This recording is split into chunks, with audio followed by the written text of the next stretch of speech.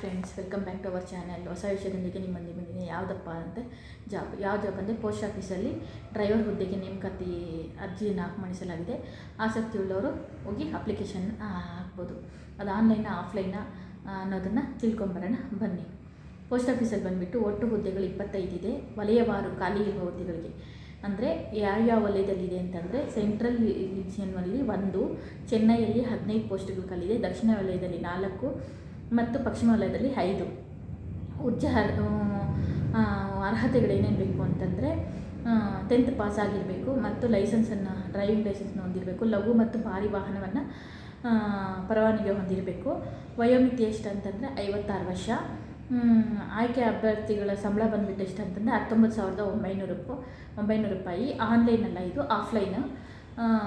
ಆನ್ಲೈನಲ್ಲಿ ಹೋಗಿ ಡೌನ್ಲೋಡ್ ಮಾಡ್ಕೊಬೇಕಾಗತ್ತೆ ಫಾರಮ್ನ.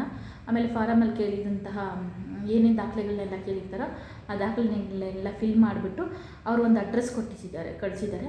ಆ ಅಡ್ರೆಸ್ಗೆ ಪೋಸ್ಟ್ ಮೂಲಕ ಕಳಿಸ್ಬೇಕಾಗತ್ತೆ.